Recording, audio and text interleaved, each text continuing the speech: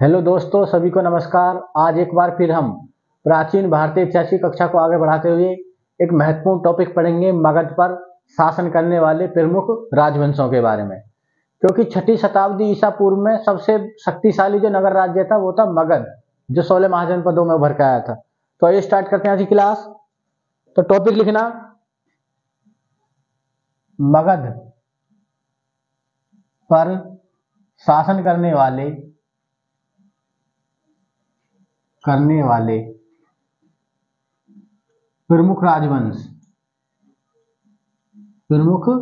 राजवंश बहुत important topic है, यहां से सवाल बनता ही बनता, ठीक है ना। तो मगध पर शासन करने वाले प्रमुख राजवंश, तो इसमें हम पहला पॉइंट लिखेंगे कि 6ठी शताब्दी ईसा पूर्व में, 6ठी शताब्दी, ये क्वेश्चन पूछा हुआ, 6ठी शताब्दी ईसा पूर्व में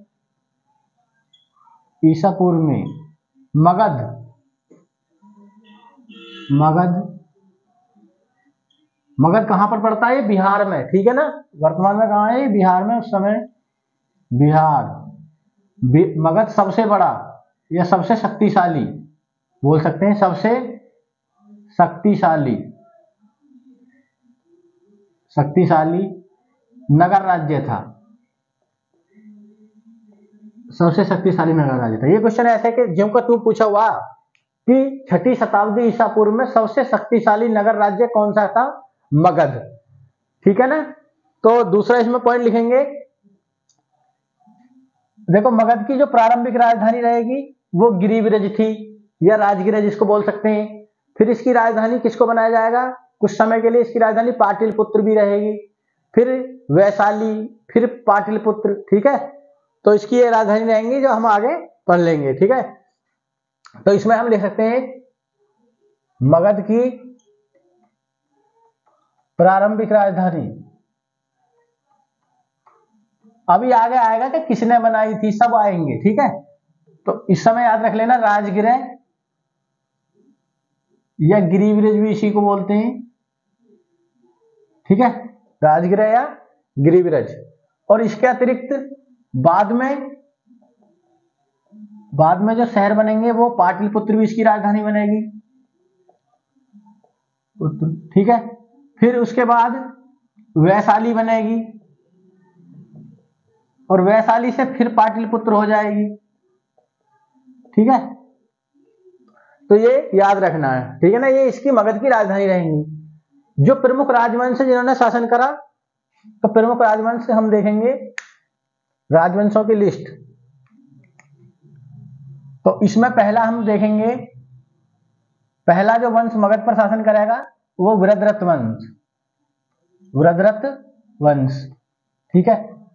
वृद्धरथ वंश, देखो पूछा जाए मगध पर शासन करने वाला प्रथम राजवंश कौन सा था, तो वृद्धरथ वंश। इस वंश की स्थापना भी किसने की थी? वृद्धरथ नामक व्यक्ति ने की थी, ठीक है। और इसकी जानकारी हमें महाभारत में पुराण से मिलती है, ज्यादा इस वंश के बारे में हमें ज्यादा पढ़ना नहीं है, ना ही लिखा हुआ मिलता है इसमें। तो इसमें हमें केवल क्या पढ़ना है, तो प्रथम शासक कौन था? वृद्धरथ, जिसके नाम पर इस वंश का नाम पड़ा हुआ है, ठीक है। तो मगध पर शासन करने वाला प्रथम शासक पूछे तो वृद्धरथ। जानकारी, वृद्धरथ वंश की जानकारी महाभारत में पुराण से मिलती है, वह पुराण से, ठीक है। तो ये पॉइंट आपको याद रखना। जो दूसरा हम वंश देखेंगे मगध पर शासन करने वाला, दूसरा राजवंश, वो आएगा हर्यक वंश, ठीक है। इसी को पितृहंता वंश के नाम से भी जाना जाएगा, क्योंकि इसमें जो शासक रहेंगे वो अपने पिता को मारकर ही गद्दी पर बैठेंगे मोस्टली, ठीक है। तो इसको पितृहंता वंश। इसमें जो हमें शासक पढ़ने हैं आपको, ठीक है, इसमें जो शासक पढ़ने हैं, तो एक शासक पढ़ना है बिंबिसार, ठीक है। दूसरा शासक पढ़ना है आपको अजातशत्रु, एक शासक पढ़ना है आपको उदयन या उदयभद्र भी इसको बोलते हैं, उदयभद्र। देखो इनकी डेट वगैरह याद मत रखना, कभी पूछी नहीं जाती है एग्जाम में, ठीक है ना। तो डेट से हमें कोई ज्यादा मतलब नहीं, जो सीधे फैक्ट है हम उनको याद करेंगे। और फिर और भी शासक आएंगे, ठीक है, शासक और भी आएंगे, हम उन पर ध्यान नहीं देंगे। फिर हम एक अंतिम शासक का नाम याद रख लेंगे, ठीक है, जिसको नागदशक या दर्शक बोला जाएगा, नागदशक या दर्शक। क्लियर है। तो ये हम पढ़ेंगे हर्यक वंश के बारे में। तीसरा जो राजवंश हम इस पे पढ़ेंगे, नंबर 3 मगध पर शासन करने वाले राजवंशों में, तो एक आएगा शिशुनाग वंश, शिशुनाग वंश, ठीक है।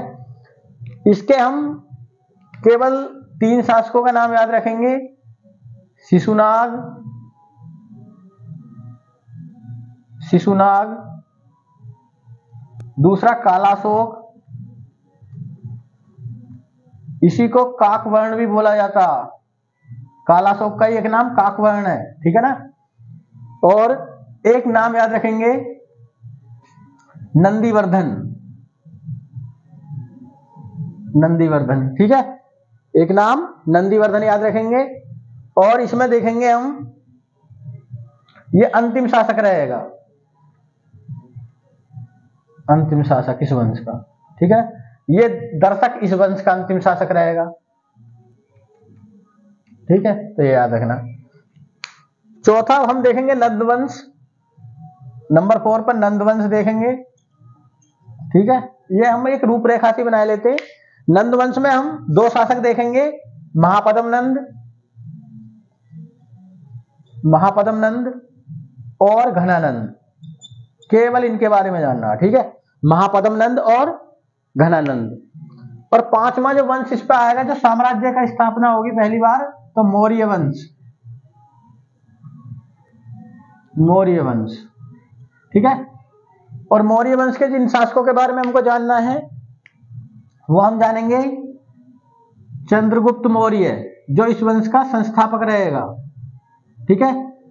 दूसरा हम जानेंगे बिंदुसार के बारे में, जो अशोक के पिता हैं। ध्यान रखना, जो हर्यक वंश का शासक है वो बिंबिसार है, और जो मौर्य वंश का शासक है वो बिंदुसार है, तो कंफ्यूज नहीं होना, ये बिंबी, ये बिंदुसार, ठीक है, ये अशोक के पिता हैं। फिर अशोक को पढ़ेंगे हम, ठीक है ना। इसी में एक शासक आएगा अशोक का पुत्र दशरथ, ठीक है। और फिर हम अंतिम शासक देख लेंगे वृद्धरथ, ये अंतिम शासक, ठीक है ना, ये मौर्य वंश का अंतिम शासक रहेगा, ठीक है। तो इन सभी के बारे में हम जानेंगे, किसमें, मगध पर शासन करने वाले प्रमुख राजवंश। हमें पांचों की पांचों राजवंश पता होने चाहिए, ठीक है। पहला वृद्धरथ था, इसमें केवल इतना ही पढ़ना हमको, ठीक है ना, कि वृद्धरथ वंश का जो प्रथम शासक था वो वृद्धरथ था, जिसने इसकी स्थापना करी थी। वृद्धरथ ने क्या करी थी, वृद्धरथ वंश की स्थापना। तो ये सीधा केवल इतना याद रखना, ठीक है। दूसरा हर्यक वंश जानना है, जिसको पितृहंता वंश बोला जाएगा, शिशुनाग वंश, नंद वंश और फिर मौर्य वंश, ठीक है। मौर्य वंश से पढ़ने से पहले भारत पर विदेशी आक्रमण होंगे, तो हम पहले इन चारों को पढ़ेंगे, फिर ईरान और यूनान की तरफ से इंडिया पर अटैक होगा प्राचीन भारत में, उनको जानेंगे, और फिर हम आएंगे मौर्य वंश पे। तो आइए देखो, अब हम स्टार्ट करते हैं हर्यक वंश के बारे में, ठीक है ना। पहले वंश के बारे में सिर्फ इतना याद रखना जो लिखवाया हुआ है, ठीक है, तो नोट करें इसको पहले।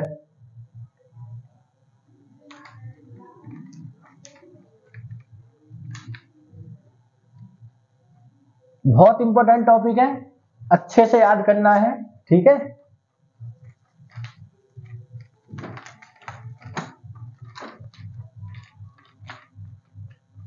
तो पहला देखेंगे हम, अब इसमें दूसरा राजवंश लिखना, हर्यक वंश। टॉपिक क्या लिखना, हर्यक वंश, हर्यक वंश, या इसी का दूसरा नाम क्या है, पितृहंता वंश। बहुत इंपॉर्टेंट है, परीक्षा में यह भी सवाल पूछा जाता है कई बार, पितृहंता वंश, क्योंकि इसमें पुत्र जो है पिता की हत्या करेंगे जब गद्दी पर बैठेंगे, तो पितृहंता वंश भी इसी को बोला जाएगा, ठीक है। केवल कुछ नहीं पढ़ना, राजाओं के बारे में पढ़ना जो राजा थे। तो इसमें पहला हम देखेंगे, जो हमने तालिका बनाई थी, पहला टॉपिक बिंबिसार। किसके बारे में जानेंगे? बिंबिसार। ठीक है, तो पहला टॉपिक बिंबिसार रहेगा। बिंबिसार के बारे में पहला पॉइंट याद रखना, ये हर्यक वंश का क्या था? संस्थापक। सबसे पहला क्वेश्चन, सबसे पहला क्वेश्चन, हर्यक वंश का संस्थापक था। ठीक है, ये क्वेश्चन याद रखना। कहे हर्यक वंश की स्थापना किसने करी? तो बिंबिसार ने। दूसरा, जो इसके उपनाम मिलते हैं, इसके दो उपनाम परीक्षा में पूछे जाते हैं। ठीक है, तो एक नाम इसका मिलता है श्रोणिक और एक मिलता है क्षेत्रोजस। तो इसके उपनामों में हम याद करेंगे दो उपनाम। एक उपनाम इसका मिलता है श्रोणिक,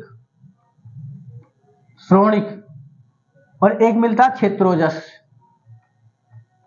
क्षेत्रोजस, क्षेत्रोजस। श्रोणिक का क्या मतलब होता है? श्रोणिक का मतलब होता है जिसका नाम दूर दूर तक सुना गया हो, यानी जो दूर दूर तक विख्यात हो। श्रोणिक मतलब जिसका नाम दूर दूर तक सुना गया हो,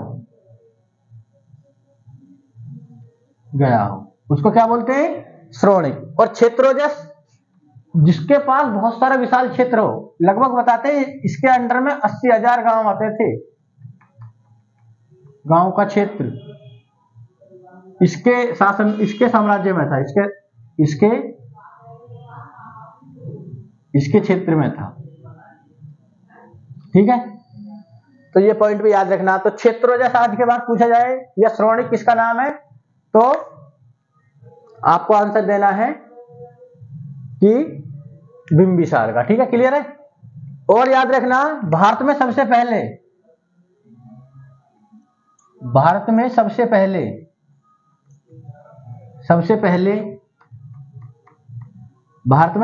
प्रशासनिक व्यवस्था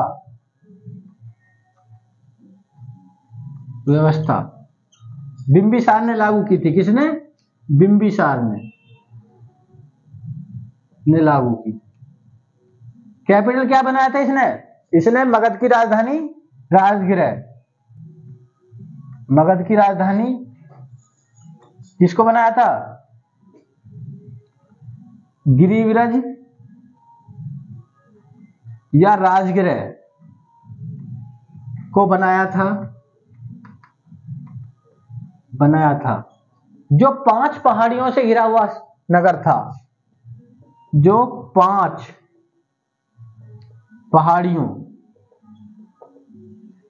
से घिरा हुआ नगर था।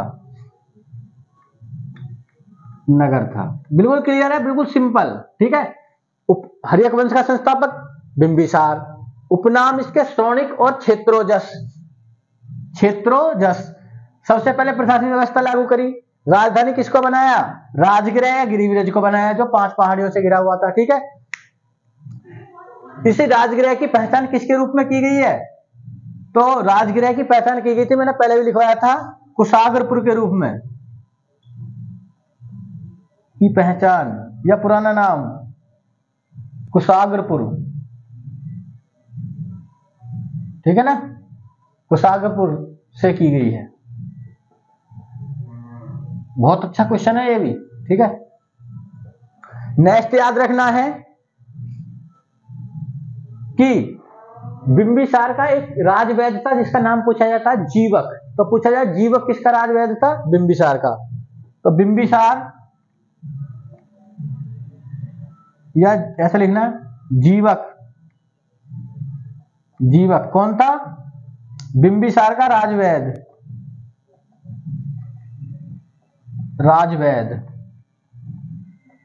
ठीक है ना, जिसको ये भेजेगा किसकी सेवा में? जो गंधार नरेश रहेंगे, जो अवंती नरेश रहेंगे, चंद्रप्रदोत की सेवा में भेजेगा। अभी ये बताए जाएंगे। ठीक है, नेक्स्ट, जो इसके सलाहकार रहेंगे, पूछा जाता है सलाहकार किसके समय थे? तो इसके सलाहकार थे एक सुनिधि नामक व्यक्ति था, सुनिधि वह दीर्घचारण, ठीक है ना। तो ये भी आप याद रखना है, ठीक है। सुनिधि वह दीर्घचारण। और बिंबिसार की हत्या कौन कर देगा? इसके पुत्र अजातशत्रु द्वारा इसकी हत्या कर दी जाती है। तो ये पॉइंट आपको याद रखना है, ठीक है। फिर हम देखेंगे कि साम्राज्य विस्तार के लिए इसने 3 नीति का पालन करा। तो पहले आप इसको नोट करें, फिर हम 3 नीति के बारे में जानेंगे। जो बिंबिसार की 3 नीति थी, नोट करें। जीवक पूछा जाता है एग्जाम में, ठीक है।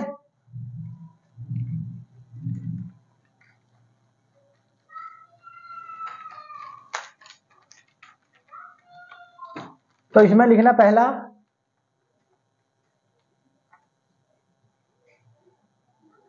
पॉइंट, बिंबिसार ने साम्राज्य विस्तार के लिए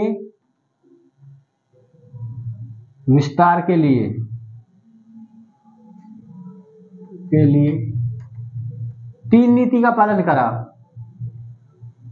3 नीति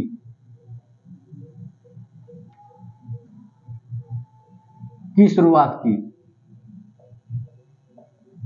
3 नीति की शुरुआत की, ठीक है। 3 नीति में मतलब इसी में देखो शामिल थी मित्र नीति, ठीक है, विवाह नीति और तीसरी थी युद्ध नीति, ठीक है। तो ये आपको याद रखना है, ठीक है। देखो इसमें जो आपको जानना है मित्र नीति, विवाह नीति और युद्ध नीति में, तो सबसे पहले आपको जानना है मित्र नीति के बारे में। तो ए लिख सकते हैं मित्र नीति, ठीक है।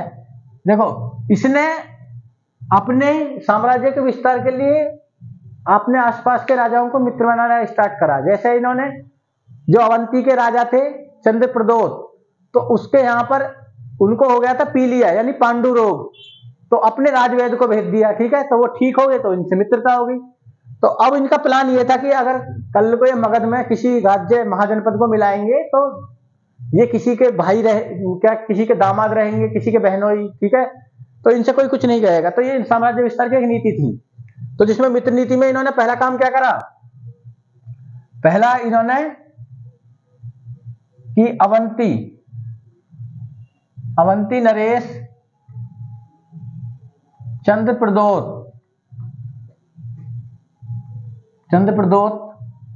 की सेवा में, या ऐसा बोल सकते हैं चंद्रप्रदोत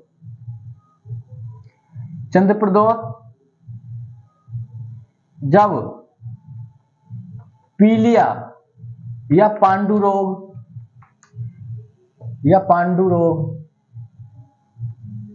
ठीक है ना, पीलिया से ग्रसित थे तो अपने राजवैद्य,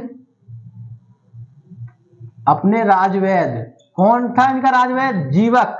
जीवक जी जाओ ठीक करके आओ, जीवक को भेजा, ठीक है ना। फिर इनसे इनकी क्या हो गई? मित्रता हो गई जब ठीक हो गए, ठीक है। तो जीवक को भेजा। जीवक को इन्होंने महात्मा बुद्ध की सेवा में भी भेजा था, ठीक है ना। तो ये भी नोट करके लिख सकते हैं, जीवक को महात्मा बुद्ध की भी सेवा में भेजा था,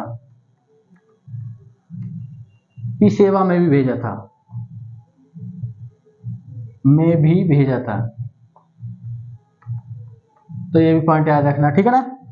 और दूसरा इन्होंने मित्रता के लिए क्या काम करा? इन्होंने जो गंधार नरेश थे पुष्कर सारिन, उनके दरबार में एक दूत भेजा मित्रता के लिए, ठीक है ना।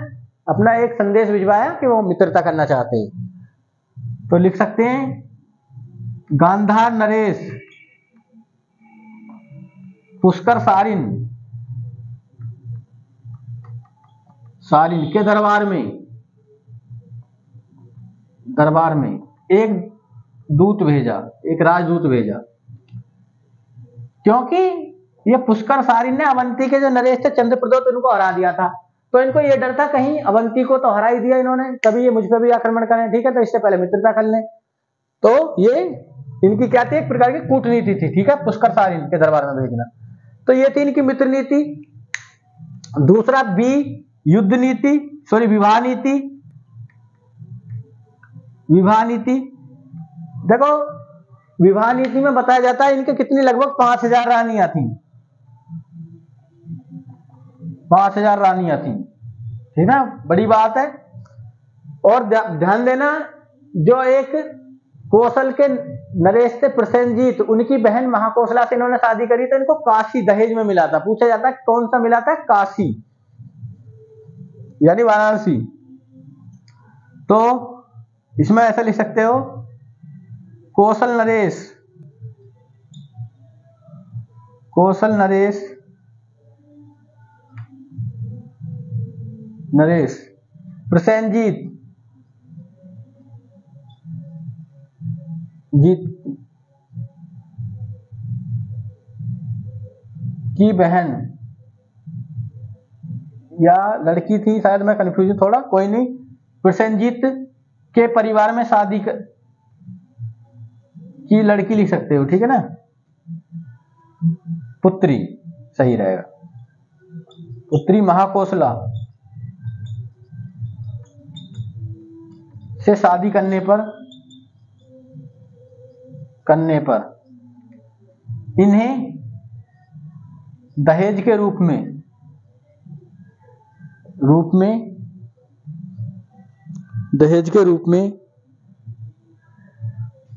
में काशी मिला। काशी यानी बनारस, काशी मिला। पूछा जाता है काशी, ठीक है, तो ये प्रसेनजीत की बहन लिखना, ठीक है ना, बहन थी, ये थोड़ा कंफ्यूजन था, कोई नहीं, ठीक है। तो इनको क्या मिल गया था, महाकौशला से शादी करने पर काशी, ठीक है। सी लिख सकते हैं युद्ध नीति। युद्ध नीति जो मित्र नीति और उसके विवाह नीति के उसमें नहीं आया, तो इन्होंने फिर युद्ध नीति अपनाई। तो इन्होंने इस नीति के तहत अंग को अपने राज्य में मिला लिया, ठीक है ना। तो अंग को मगध में मिलाया और अंग पहला शिकार था मगध का, सबसे पहले इसको मिलाया गया था। अंग मगध का पहला शिकार था, सबसे पहले इसी पर आक्रमण करा था, ठीक है। तो ये पॉइंट आप याद रखना, ठीक है, क्लियर है यहां तक सभी को। तो ये थी किसकी, बिंबिसार की साम्राज्य विस्तार की नीति, जिसमें 3 नीति का पालन करा उसने, जिसमें उसने जाना मित्र या तो मित्र बनाओ या विवाह करके रिश्तेदारी बनाओ, ठीक है, या फिर जो नहीं मानने इनसे भी फिर उसके साथ युद्ध नीति अपनाओ, ठीक है। तो अंग वाला क्वेश्चन याद रखना, ठीक है। और काशी दहेज में मिला, किससे शादी में, ये याद रखना। किसके दरबार में जीवक को भेजा, ये याद रखना, ठीक है। और पुष्कर सारिन के दरबार में एक राजदूत भेजा। तो ये सभी पॉइंट इनकी युद्ध नीति में याद रखना, ठीक है। फिर मैंने आपको बता दिया था कि इसकी हत्या इसके पुत्र अजातशत्रु ने कर दी, तो हम जानेंगे अजातशत्रु के बारे में। तो नोट करें इसको पहले।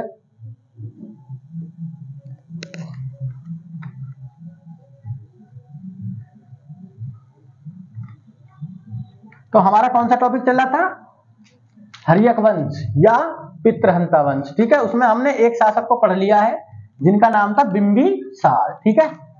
दूसरा जो नाम जानेंगे हम,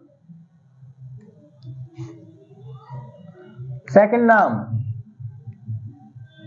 अजातशत्रु, अजातशत्रु, ठीक है। अजातशत्रु का उपनाम क्या था, इनका उपनाम था कुणिक।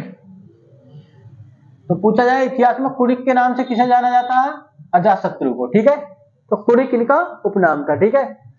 और इनके बारे में पॉइंट जो याद रखना है कि ये जब गद्दी पर बैठे, तो गद्दी के पर बैठने के 8वें वर्ष इनकी मृत्यु हो गई थी, गौतम बुद्ध की, ठीक है ना। तो लिखना, गद्दी पर बैठने के 8वें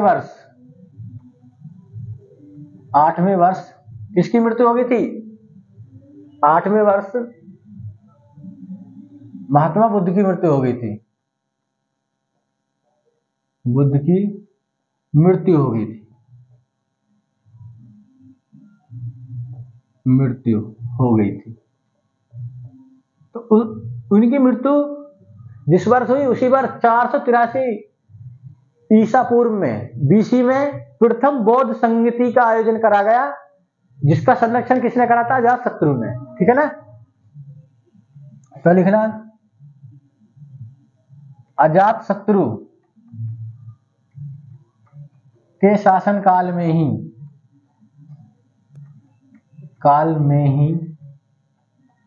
483 बीसी में राजगृह की सप्तकर्णी गुफा में महाकश्यप की अध्यक्षता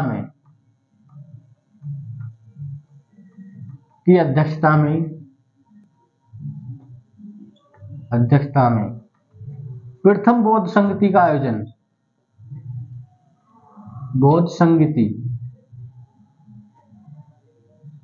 किया गया था। ये मैं पहले बता चुका हूं, है ना? आयोजन किया गया, बहुत इंपॉर्टेंट है, पूछा जाता है तो याद रखना इसको। ठीक है, देखो इनका एक प्रधानमंत्री या सलाहकार बोल सकते हो या कूटनीतिज्ञ था वरस्कार अजातशत्रु का।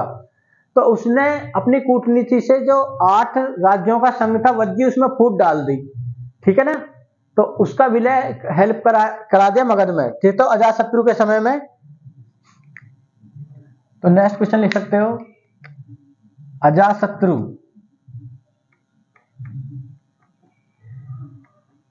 के समय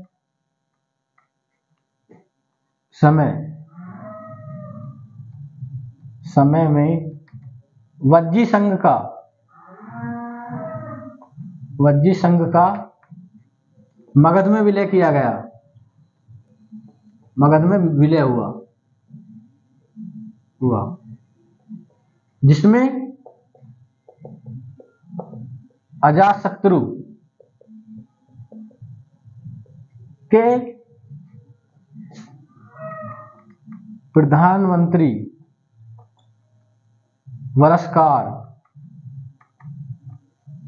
वरस नामक कूटनीतिज्ञ की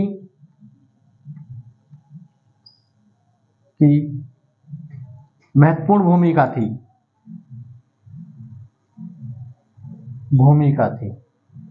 ठीक है ना? महत्वपूर्ण भूमिका थी किसकी? वरस्कार की। बहुत पूछा था वरस्कार किसका वो था। वरस्कार ने वज्जी संघ में क्या डाल दी थी? फूट। तो लिख सकते हो, वरस्कार ने वज्जी संघ में फूट डाल दी थी। ठीक है ना? वज्जी 8 राज्यों का संघ था। वज्जी 8 राज्यों का संघ। मैंने पहले भी आपको ये बताया था, इससे 8 वो जुड़े हुए थे। ठीक है ना? तो 8 राज्यों में, इन्हीं में एक था वैशाली। ठीक है ना? तो नोट करके लिख सकते हैं, वज्जी की राजधानी क्या थी? वैशाली। वैशाली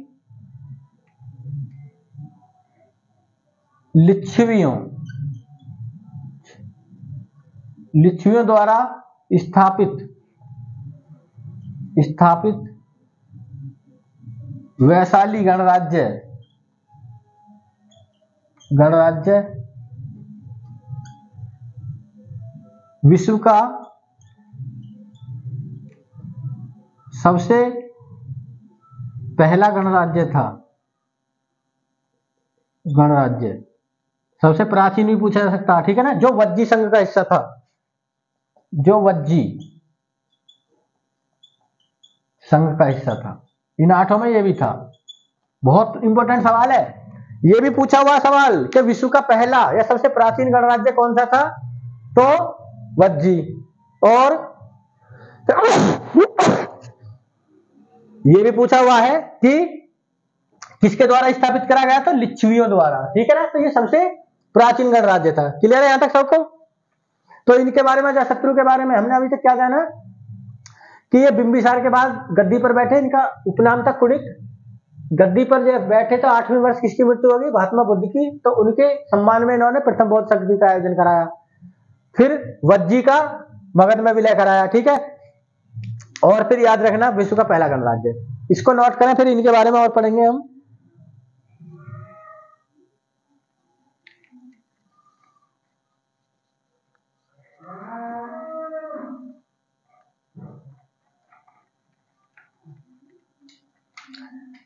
अजातशत्रु के बारे में और जो बातें हमको याद रखनी है, तो वज्जी से युद्ध के समय ही, जब वज्जी संघ से युद्ध चल रहा था, ठीक है ना,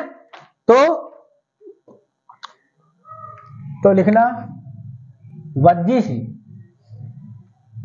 संघ से युद्ध के समय दो हथियार थे, रथमूसल व महाकंटक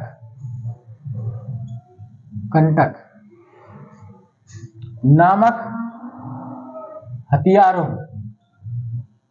हथियारों का प्रयोग किया गया था। तो ये याद रखना। रथमूसल क्या था, जो तोपें होती है ना, तोप के समान, तो इसमें पत्थरों को तोप पत्थर फेंकती थी, ठीक है ना। तो ये आधुनिक तोप के समान था। और महाकंटक, ये महाशिला कंटक भी बोल सकते हो, महाशिला कंटक, ये एक बड़ा पत्थर होता था, ठीक है ना, जो गेट वेट तोड़ने के काम आता था। तो ये याद रखना। अगला पॉइंट याद रखना, युद्ध के समय ही,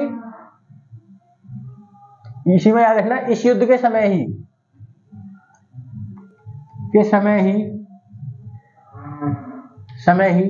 आजीवक संप्रदाय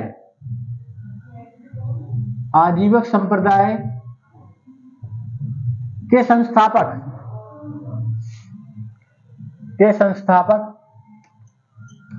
मखलीपुत्र गोसाल की मृत्यु हो गई थी। ये इंपॉर्टेंट है, मखलीपुत्र गोसाल की मृत्यु हो गई थी, ठीक है। नेक्स्ट इनके बारे में याद रखना है कि इन्होंने जो राजधानी थी गिरिब्रज या राजगृह, उसको दुर्गीकरण कराया। राजगृह या गिरिब्रज अर्थात अपनी राजधानी का दुर्गीकरण कराया, ऐसे ही लिख लेना, को दुर्गीकृत कराया,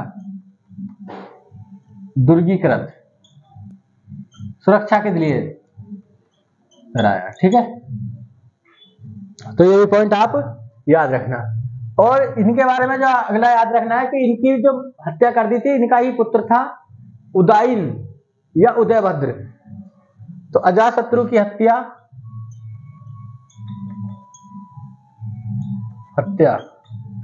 तभी तो इनको पितृहंता वंश बोलते हैं। इसके पुत्र उदाइन या उदयभद्र ने कर दी थी, ठीक है। तो ये याद रखना। क्लियर है यहां तक। नेक्स्ट अपन देखेंगे जो अगला पॉइंट, उदाइन, अगला शासक नंबर 3, उदाइन या उदयभद्र, ठीक है। उदाइन या उदयभद्र, इनके बारे में जो याद रखना पॉइंट आपको कि इन्होंने किसकी स्थापना करी, पाटलिपुत्र, गंगा व सोन नदी के तट पर, नदी के संगम पर पाटलिपुत्र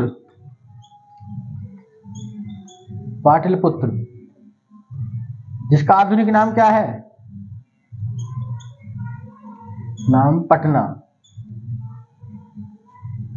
की स्थापना की, ठीक है। और पाटलिपुत्र को मगध की राजधानी बनाया। तो इन्होंने अपनी राजधानी किसको बनाया था? पाटलिपुत्र। बहुत इंपॉर्टेंट क्वेश्चन है ये, ठीक है ना। उदयन। नेक्स्ट इनके बारे में जो याद रखना है आपको, उदयन के बारे में देखो, एक पटना के बारे में क्वेश्चन याद रख लेना कि शेरशाह सूरी ने, आगे चलकर आएगा ये मध्यकाल में, सूरी ने पाटलिपुत्र को पटना के नाम से पुनः बसाया था।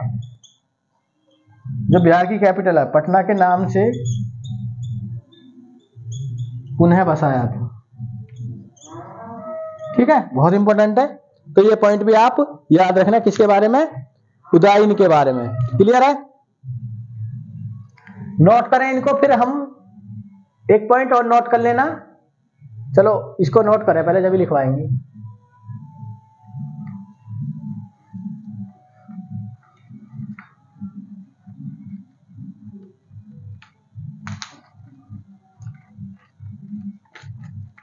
नेक्स्ट जो हम देखेंगे इसमें कि हर्यक वंश का अंतिम शासक नागदशक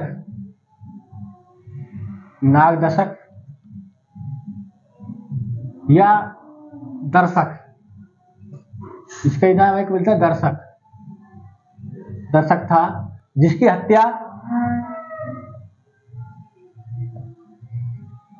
हत्या बनारस के शिशुनाग ने कर दी थी। शिशुनाग ने कर मगध पर शिशुनाग वंश की स्थापना की थी।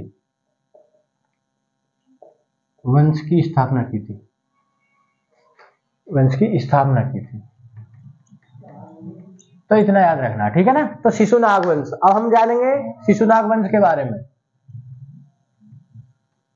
शिशुनाग वंश, ठीक है। दो शासक पढ़ने, पहला पढ़ना किसका? जो पहला पढ़ना है, संस्थापक कौन थे इसके? शिशुनाग। तो पहला शासक शिशुनाग। ज्यादा नहीं पढ़ना इनके बारे में, जो एक एक दो पॉइंट बनेंगे उनको पढ़ लेते हैं, ठीक है। पहला पॉइंट, शिशुनाग वंश के संस्थापक,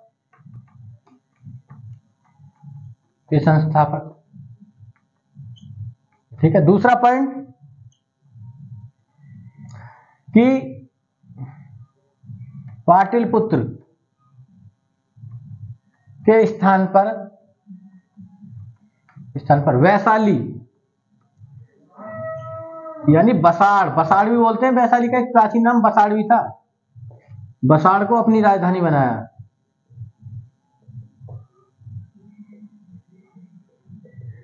वैशाली ही प्रथम गणराज्य था, ठीक है ना। विश्व का प्राचीनतम गणराज्य वैशाली ही था, जो लिच्छवियों द्वारा बसाया गया था, ठीक है। और या ऐसे भी बोल सकते हो कि वैशाली को अपनी दूसरी राजधानी बनाया।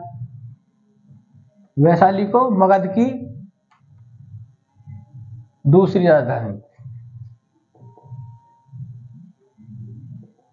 बनाया। किसके भय से? वज्जी के भय से, ठीक है। तो ये पॉइंट आप याद रखना, शिशुनाग। दूसरा इस वंश का शासक पढ़ना है आपको, कालाशोक, या इसी को काकवर्ण बोलते हैं।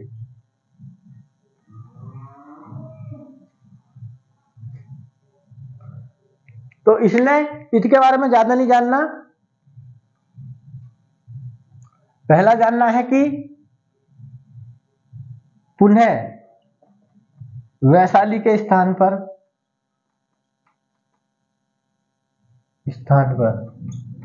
पाटलिपुत्र को राजधानी बनाया।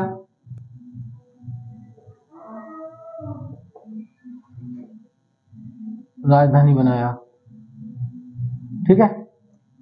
दूसरा याद रखना है इनके बारे में कि द्वितीय बौद्ध संधि का आयोजन हुआ इन्हीं के समय पर का आयोजन। ठीक है, द्वितीय बौद्ध संधि का आयोजन हुआ। कहां पर हुआ था ये? वैशाली में 383 BC। सब लिखा चुका हूं। ठीक है। और अध्यक्ष के सर्वकामी सभा कमीर। अध्यक्ष कौन थे? अध्यक्ष थे सर्वकामी सभा कमीर। ठीक है, तो ये क्वेश्चन भी आप याद रखना। तो ये काकवर्ण के बारे में याद रखना। एक लिख लेना, नंदीवर्धन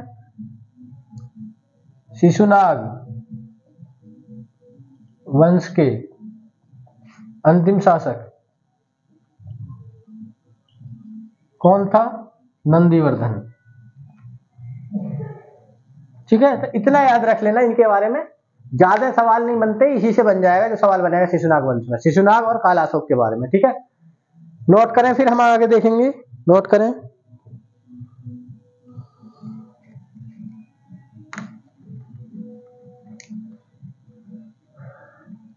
अब नेक्स्ट देखेंगे हम नंद वंश के बारे में। आज का ये हमारा अंतिम टॉपिक रहेगा। ठीक है,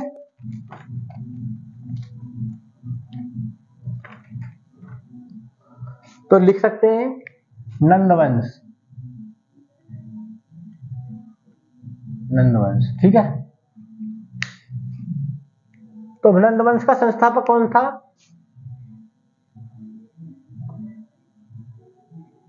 संस्थापक था महापद्मनंद। ठीक है, तो पहले हम पढ़ेंगे महापद्मनंद के बारे में।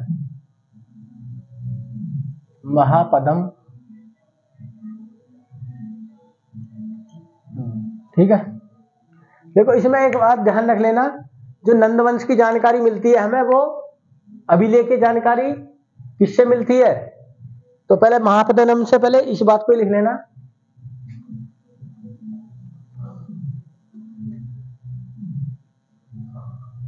नंदवंश की अभिलेखीय जानकारी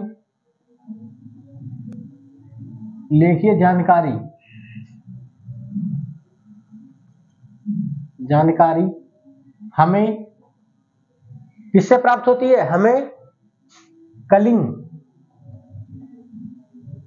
कलिंग मतलब उड़ीसा का प्राचीन नाम था। कलिंग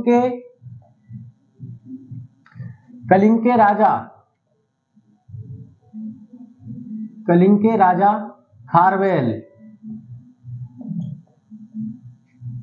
खारवेल के हाथी गुम्फा अभिलेख से होती है। हाथी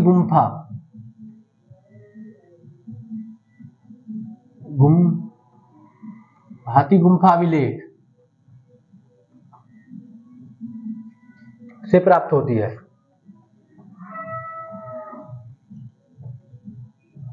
ठीक है, और नेक्स्ट पॉइंट जो इसमें लिख सकते हैं कि ये खारवेल चेदी वंश का राजा था।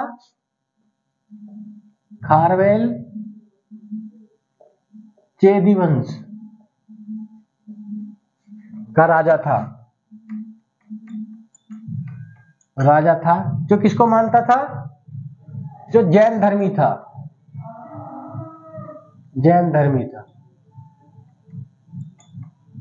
ठीक है, देखो एक लिख लेना, जो उदाइन था वो भी जैन धर्मी था। जो उदाइन के बारे में पढ़ा ना,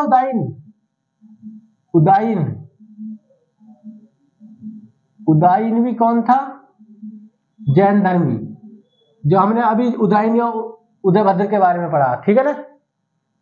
तो ये याद रखना, हाथी गुम्फा अभिलेख किसका? कलिंग नरेश खारवेल का, जो चेदी वंश का जैन धर्मी शासक था, ठीक है। तो अब हम शासक पढ़ेंगे। इसमें पहला महापद्मनंद। महापद्मनंद बहुत इंपॉर्टेंट टॉपिक है महापद्मनंद, ठीक है ना। ये शिशुनाग वंश का संस्थापक है, सॉरी नंदवंश का, नंदवंश का संस्थापक, ठीक है। इसके देखो उपनाम मिलते हैं, इसके उपनाम क्या क्या है? इनके उपनामों से क्वेश्चन आ जाता। इसी का एक उपनाम मिलता है नापित, मतलब नीचे काम करने वाला, नाई, निम्न कार्य करने वाला। इनको ये भी बोला गया, ठीक है। दूसरा इनको भार्गव भी बोला गया, यानी परशुराम का अवतार, ठीक है। इनको अपरो परशु भी कहा गया, अपरो परशु यानी दूसरा परशुराम, दूसरा परशुराम। जिस प्रकार परशुराम एक ब्राह्मण थे, उन्होंने क्षत्रियों का क्या करा था? संहार करा था, बहुत सारे क्षत्रियों को मारता। इसी प्रकार इन्होंने भी क्षत्रियों को मारा था, ये भी ब्राह्मण थे, तो इनको अपरो परशु के नाम से भी जाना गया। ये उपाधि बहुत मोस्ट है। इन्हीं को सर्व क्षत्रो संहारक यानी क्षत्रियों का नाश करने वाला भी कहा गया, क्षत्रियों का नाश करने वाला, ठीक है ना। क्षत्रियों का नाश करने वाला भी कहा गया। नेक्स्ट, इन्हीं को एक राट या एक छत्र भी कहा गया है। मैंने आपको बताया था एक राट या एक छत्र किसको बोला जाएगा। मैंने आपको बता दिया था, उत्तर वैदिक काल में पढ़ा रहे थे कि ये दिशाएं हैं, जैसे पूर्व, पश्चिम, उत्तर और दक्षिण, ठीक है। तो पूर्व के राजा को क्या बोला जाता था? सम्राट। और उत्तर के राजा को विराट। विराट कोहली दिल्ली से उत्तर में है, तो ऐसे याद रख लेना। पूर्व में सम्राट, दक्षिण में भोज, ठीक, और पश्चिम में याद रखना आप किसको? स्वराट, ठीक है। तो जो इन चारों दिशाओं को जीत लेगा, ठीक है ना, इन चारों दिशाओं को जीतने वाले को बोला जाएगा एक राट या एक छत्र राजा, ठीक है ना। तो वो किसको बोला जाता था? वो कहा गया है महापद्मनंद को, शक्तिशाली शासक थे, ठीक है ना। तो इनको नापित, क्षीर कार्य करने वाला, ठीक है ना, भार्गव, अपरो परशु, सर्वक्षत्र संहारक, एक राट एक छत्र। इनके पास एक विशाल सेना थी। क्या थी? विशाल भयंकर सेना थी, विशाल भयंकर सेना थी, ठीक है। तो ये पॉइंट भी आप याद रखना। पहले इतना नोट करें, फिर हम जानेंगे और महापद्मनंद के बारे में।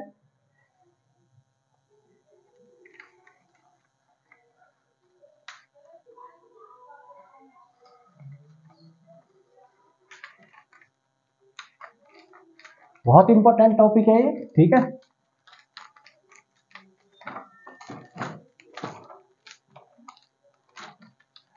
नेक्स्ट जो हम इनके बारे में जानेंगे, देखो जो कलिंग नरेश खारवेल है, कलिंग नरेश खारवेल, खारवेल के हाथी गुम्फा, हाथी गुम्फा,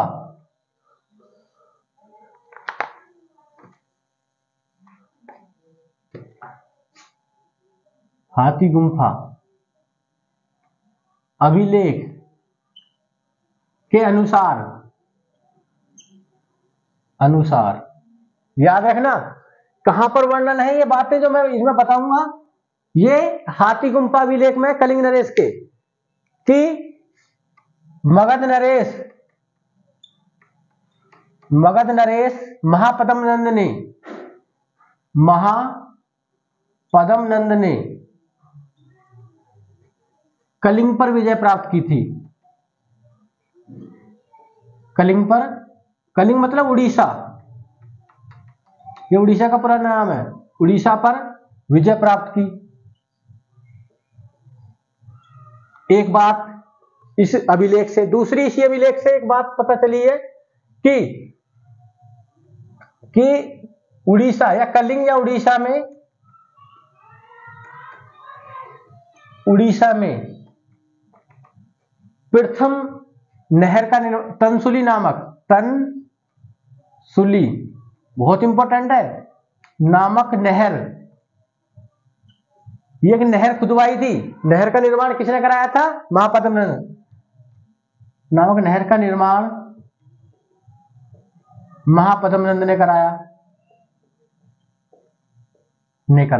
ठीक है ना। जानकारी किससे मिल रही है? कलिंग के अभिलेख से, जो किसका है? खारवेल का। ठीक है। और तीसरी बात है, इसी उसमें लिखा हुआ है कि जो मगध नरेश महापद्म नंद था, वो जिनसैन की मूर्ति उठाकर ले गया था मगध को। कलिंग, ये लिखना, महापद्म नंद जिनसैन की मूर्ति उठाकर कहां ले गया था? मगध ले गया था। ठीक है ना। तो ये बातें लिख रहा खारवेल, क्यों लिख रहा? फिर वो बताएगा कि जिस मूर्ति को वो ले गया था उसको मैं वापस लाया। ठीक है ना। तो ये जानकारी किससे मिलती है? ये यहीं पर ध्यान रखना, नहरों का भारत में प्रथम अभिलेखीय साक्ष्य इसी अभी प्राप्त होता है, इसी हाथी गुम्फा या कलिंग अभिलेख से प्राप्त होता है। तो पहली जानकारी नहरों की इसी अभिलेख में मिली है, हाथी गुम्फा अभिलेख में। ठीक है ना। और किसने बनवाया था इसको? खारवेल ने। ठीक है। क्लियर है यहां तक सभी को? तो ये पॉइंट आपको याद रखना है, किसके बारे में? महापद्म नंद जी के बारे में। ठीक है। देखो, ध्यान रखना, एक पॉइंट लिखना, महापद्म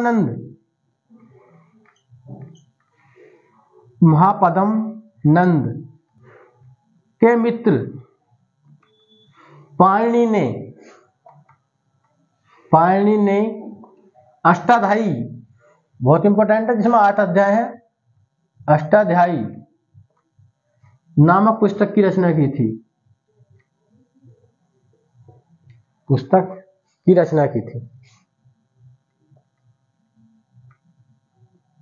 ठीक है। तो ये महापद्म नंद के बारे में आपको याद रखना। तनसुली नहर याद रखना, कलिंग में खुदवाई थी। ठीक है।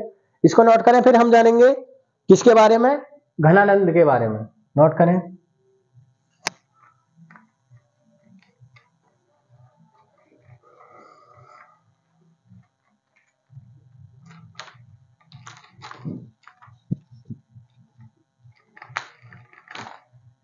ये माइक देखना पड़ता है, इसकी लाइट चली जाती है कभी कभी। नेक्स्ट याद रखना, घनानंद। इनके बारे में जो क्वेश्चन आएंगे यूनानी ग्रंथों में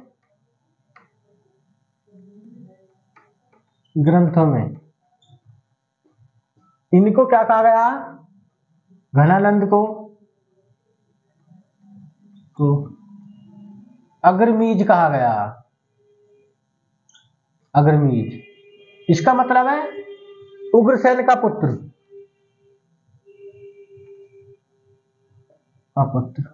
ठीक है।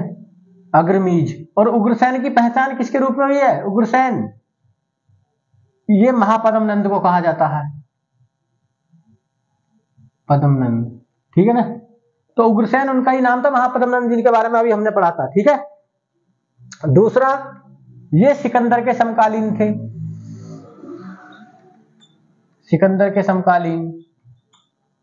जब आगे पढ़ेंगे सिकंदर भारत पर जब आक्रमण करेगा उस समय मगध पर घनानंद का शासन रहेगा, ठीक है ना। तो सिकंदर के समकालीन, ठीक है।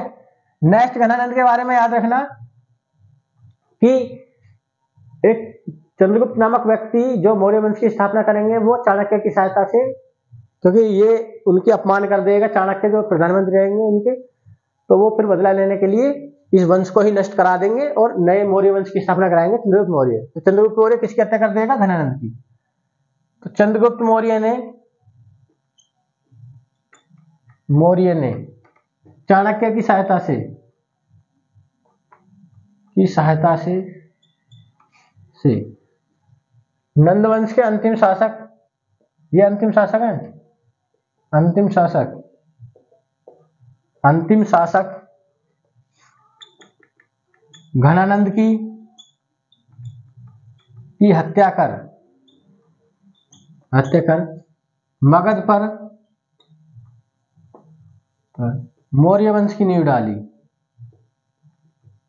की स्थापना की, ठीक है। तो ये याद रख लेना, ठीक है, इनके बारे में याद रखना।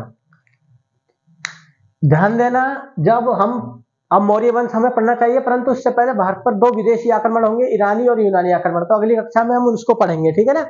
तो आप पहले इन जो राजवंशीय पढ़े इनके बारे में अच्छे से याद करना, ठीक है ना। यहाँ से सवाल बहुत आता, तो उम्मीद है आप इसको जो लाभ उठाएंगे। तो आज की क्लास को हम यहीं पर समाप्त करेंगे। सभी को बहुत बहुत धन्यवाद।